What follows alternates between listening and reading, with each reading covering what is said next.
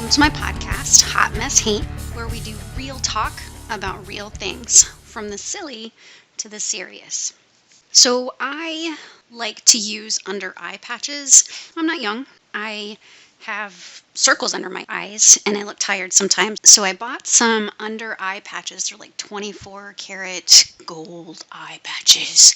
And I love them because they make my eyes feel, tight and not tired. And the bags seem smaller when I take them off.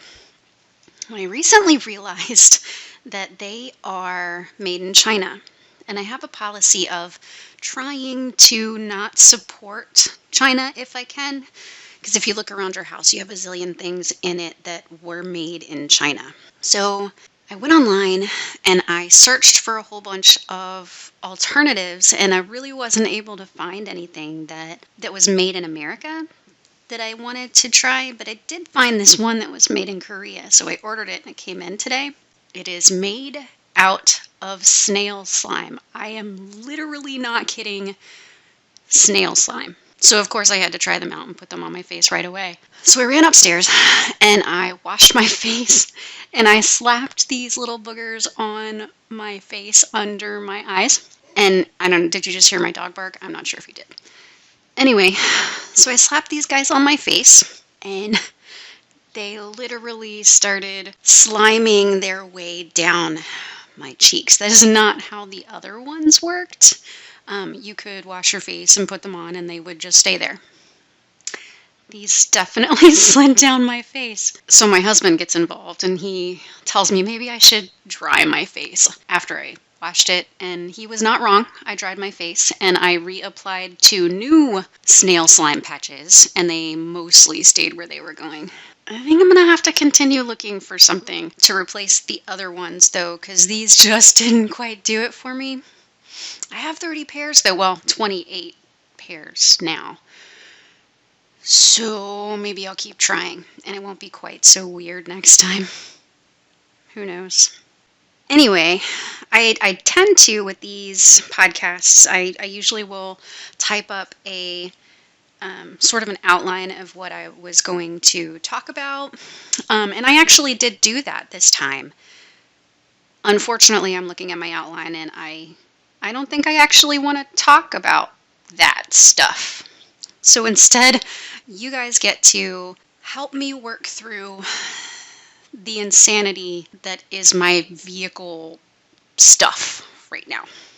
So I live in a house and we have 4 drivers. So 4 of us drive. We have vehicles for all of us, plus an extra vehicle, which is super awesome because if something goes bad with one of our vehicles, we have the option of another vehicle that we can drive around, right? Theoretically. That's what we were thinking when we had a house with 5 vehicles and only 4 drivers.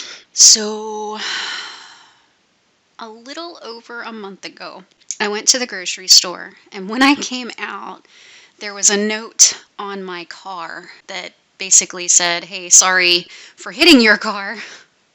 Here's my number, give me a call." Like, I would never have known that my car had been hit if this woman hadn't left me her number, but she did. So we walked around the car and kind of looked around, and I realized that she had just turned a little bit too sharply and kind of hit the front quarter panel of my car. Like, totally restored my faith in humanity, because she literally could have hit my car and kept driving, but she chose to stop her car, write me a note, and then went on about her day. Well, I gave her a call, and she told me that she was in the car with her kids who were, they were up to kid shenanigans in the car, and she was distracted and just turned too sharply. And then she apologized for hitting my car, and I'm over here going, "No, really, you left me a note. It's fine. My car is fine." This woman chose to stop and chose to set a responsible example for her kids in a kind of stressful situation where, like, her kids were up to shenanigans. She had just hit a car. I'm sure she felt terrible, but she did the right thing, and she set a really great example for her kids to do the right thing even when it's hard. totally want to buy the lady coffee. I did reach out to her about potentially buying her coffee and didn't hear back. Anyway, it turns out she not only did she leave me a note, but she went ahead and called the insurance company and opened a claim for me. And it was somewhat minor damage, but there was actual damage to the metal part of the vehicle that made me concerned that it would rust. So I did go ahead and take it in to get it fixed.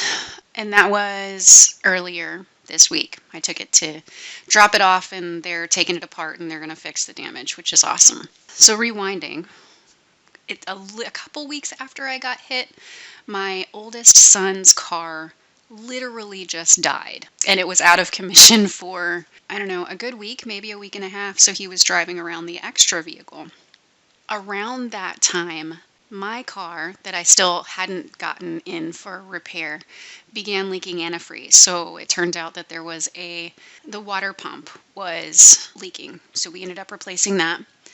Within the past month, my husband's vehicle also ran into some issues. So he was in my driveway taking it apart. So we had 3 vehicles having issues. My son's vehicle, my vehicle, and my husband's vehicle were all having issues. This is all over the past month or so.